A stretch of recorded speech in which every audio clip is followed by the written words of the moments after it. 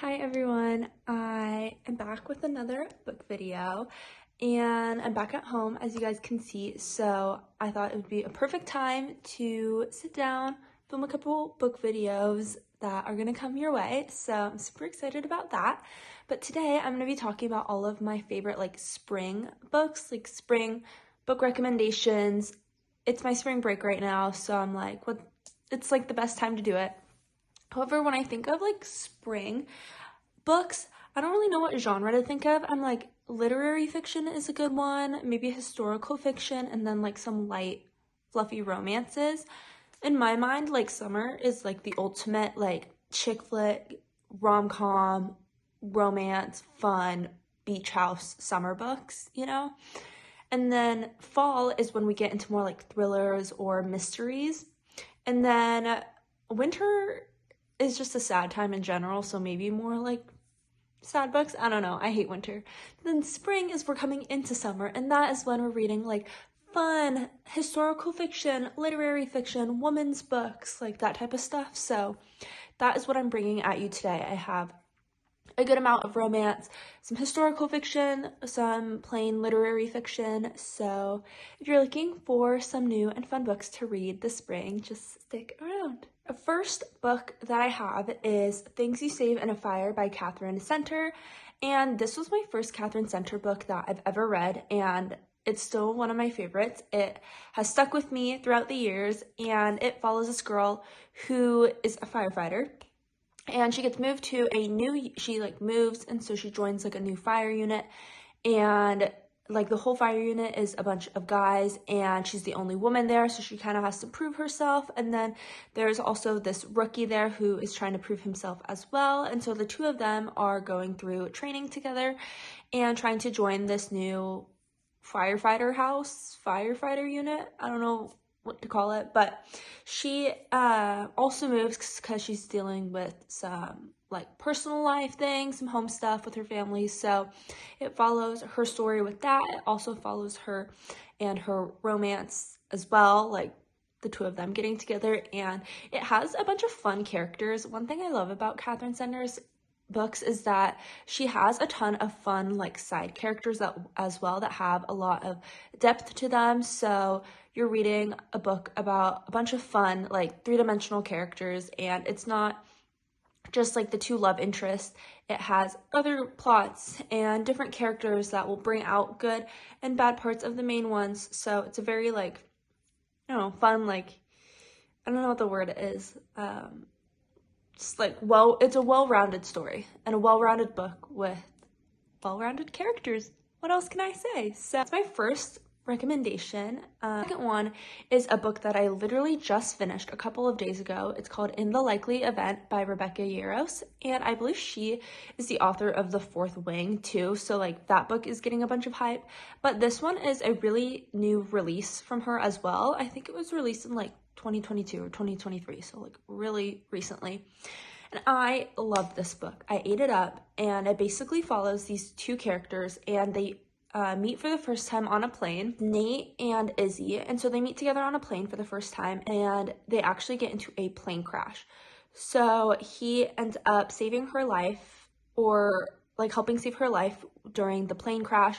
And then after they get taken two different ways, because he joins the military and then she is just starting college, so they get torn apart, and then they end up by chance encounters meeting again a couple years later. And so then they stay in touch after that, and every year they go on vacation together and see each other.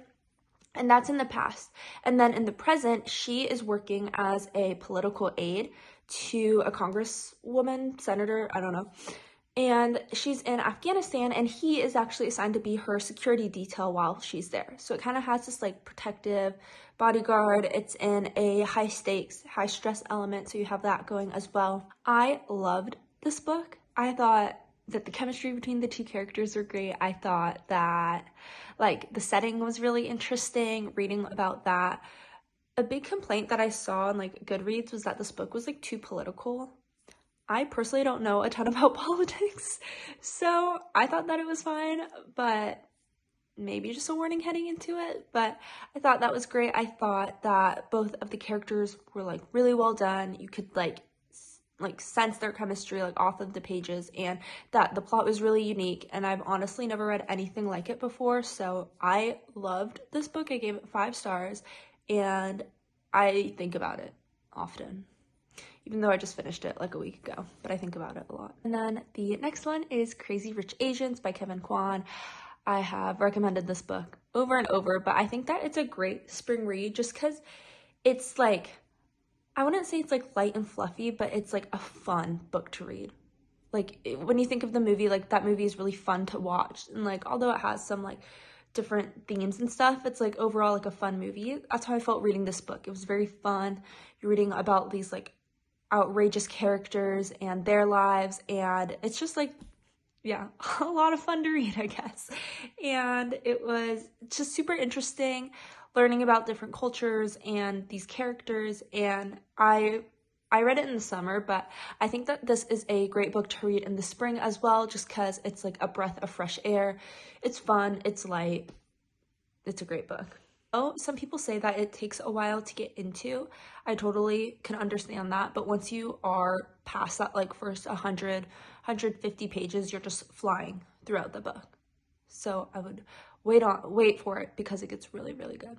The next book is In a New York Minute by Kate Spencer, and this book follows 2 strangers, and they have like this meet cute on a subway in New York, and someone videotapes them and like their whole meet cute happening, and then it eventually goes viral, and they're in New York, so it's a city of like millions of people, but they end up running into each other a couple times, and so they're like, okay, this is kind of weird, like why are we running into each other? And they still have this whole like viral video of them on the internet meeting, and then so people are like shipping them together, and they're like, what are you doing here? What are you doing here?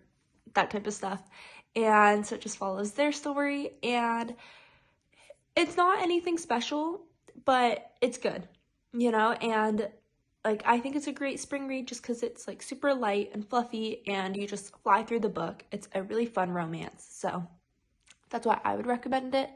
And yeah, it's just a good like transition book if you're wanting to get into the summer mood, and yeah, quick, fun, easy read. And is it even a book recommendation video by me if I'm not recommending a Mariana Zapata book? Like, I don't think that it is.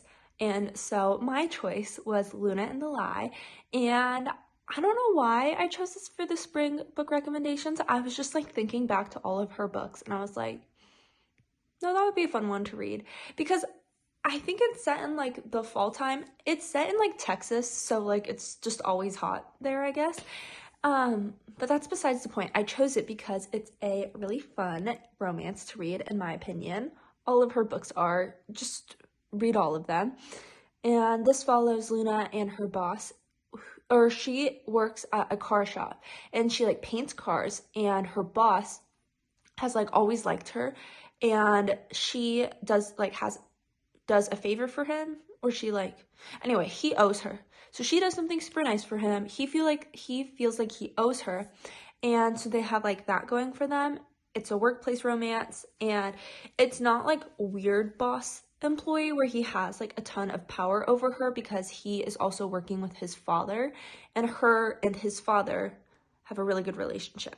So it's not weird in the fact that it's like inappropriate holds of power. Like, just trust me on this, because some books like that, I'm like, this is, HR would not like this. HR would be all over this plot. So it's not weird like that, which is good. And so it follows them, and he feels like he owes her for something, but she's like, no, like, whatever, we got this. And so different like encounters with her family, with his past, kind of bring them together when they're already working together. So it follows them and their story. It is a super, super, super slow burn. Super slow burn. Just keep that in mind. But it's really good, and I promise you it's worth it. I think this is like one of her slowest slow burns, but it's been one of my favorites because I'm like, I don't want the book to end. Like, I just want to read about the tension and them getting together for the next, I would read it for 1,000 pages. So the next book is Nora Goes Off Script by Annabelle Mohag. Sorry, I do not know that woman's name. I'm also not wearing my glasses and I don't have contacts in, so everything's a little bit blurry because I have like 2 contacts left before the next shipment gets in, and wearing glasses has a weird glare on it, so bear with me on this. So this book is Nora Goes Off Script, and Nora is this screenplay writer, so she writes like plots for movies, and one of the like screenplays that she writes, actually the movie ends up being filmed at her house, like in her hometown, the main stars of the movie. So like in my mind, I'm like Chris Evans, like huge movie star, ends up coming to film the movie, and he actually wants to stay like a week after. I want to go back to his like real life world, back in Hollywood, and just wants like a week to reset. And so he's like, I will pay you, can I just stay here? And she was like, sure. She's also a single mom to either 1 or 2 kids, and he's like, please, like, let me just stay here. And she's like, okay, like whatever, I could use the extra money. And then they end up bonding, falling in love, all of that fun stuff. But I chose it for a spring because it kind of gives that like young love, like falling in love for the first time. Like, I mean, that's what all romance books are. And it's not anything like spectacular, like it's not gonna stick with me for a while, but when I think back to the book, I was like, that was a really fun read. It like surprised me with how like fun it was, and the banter was super cute, and like her kids were really cute in the book. So yeah, I would definitely recommend that. The next book is Tomorrow and Tomorrow and Tomorrow by Gabrielle Kevin. And I remember reading this book in the spring last year, so like almost a year ago, and like devouring it. Like would not stop reading it, and it's a big book. It's like almost 500 pages, and like the plot is plotting, you know, like it's a heavy plot. But I remember like could not put this book down. And anyway, it follows these 2 best friends, and they meet at like MIT or Harvard, and they both love video games.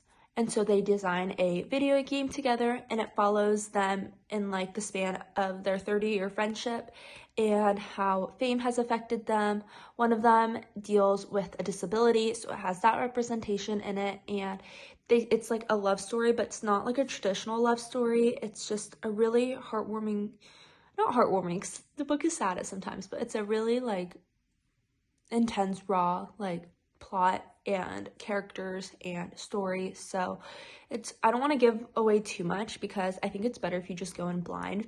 Even with like all of these books, like I hate when I'm watching a book recommendation video and they like give away the whole plot of the book, and I'm like, then what's the point of me reading it if I already know what's gonna happen, you know? So I would just trust me on this. It's so good, and like it's really hyped up for a reason. Like I remember last year, every time I opened TikTok, it would be that book or Goodreads or YouTube or whatever, but like there's a reason why. So just trust me on that. I have is Terms and Conditions by Laura Asher, and this is part of the Dreamland Billionaire series, and it's my favorite one. The first book and the third book, I mean, I read both of them and I'm like, they were fine, but this book, the middle book, is where it's at. And people have so many opinions on this, but this is mine, is that the second book is the best, and it's interconnected, standalone, so you could read the whole series, you could just read the second book. But this book is about Iris and Declan, and so the whole thing of the Dreamland Billionaires is it's basically like Disney. So their grandfather is like Walt Disney, and so he started this whole like production company. They have an amusement park and everything, and there are 3 brothers, and in order to get their inheritance, they each have to like do something. And so Declan, I think his is that he has to get married before a certain age, and so he's like, shoot, no one's gonna marry me. And his personal assistant Iris is like, I will. And so they have this like marriage of convenience, and it follows them. Surprise, surprise, they fall in love. But I love this book because she is such a fun, strong female main character. I loved their banter. I loved how she stuck up for herself. She was not afraid to be who she is, and even though like her boss, husband, whatever, is like the super powerful guy, she's like, I'm not gonna take any BS from you. Like, you can't say this stuff or treat me this way. And she knows her worth. And I love reading books about that because we all need to be reminded as women what our worth is and what we deserve. And men written by women is what we deserve. So I flew through this book and could not put it down. And you know, when you're reading like such a good book that you don't want it to end, that's how I felt with this one. I'm like, please don't let it end. Keep going. I love reading about this. And then after that, you should read Lessons in Chemistry by Bonnie Grams. And this actually just became a TV series on Apple TV. And I haven't watched it, but I want to one day. This follows, I think her name's Elizabeth, and she is a scientist in the 1960s, and she's a woman. So she's being treated very like unequally with her male counterparts. She experiences a lot of like sexism in the workplace, not being taken very seriously. People try to plagiarize her work, and she's like, okay, I'm fed up with this. And she ends up, I forgot how, but like being the star of a cooking show. And she uses chemistry to create these like really elaborate recipes. And with her through her TV show, she's teaching all of the women watching her like themes of being independent and having resilience and standing up for yourself, and all of these themes of like womanhood and feminism through cooking, which is seen as traditionally just like, oh, like stay in the kitchen and cook and whatever. But she's like, no, I'm reclaiming this and actually doing something really good with it. And so it follows her and her story. And yeah, this is more of a literary fiction. Some people say it's boring. I really liked it personally, but I can see where people are coming from. But I loved it. I loved the characters. Yeah, I thought this book was great. It's a fun spring read just because you just fly through it. And if you're looking for some fun literary fiction book recommendations, it's also set in the 1960s, so it's historical fiction as well. I would definitely recommend this book. Next one's kind of weird, but it's The Martian by Andy Weir. And when I was thinking about it, I don't know why it stuck out to me to like read it in the spring. Like, you could read it literally any season of the year. Mood for a science fiction book, I would definitely recommend that. So it follows this astronaut, and him and his team are like on Mars doing some type of like science experiment, and like a storm comes and he ends up being left behind on Mars.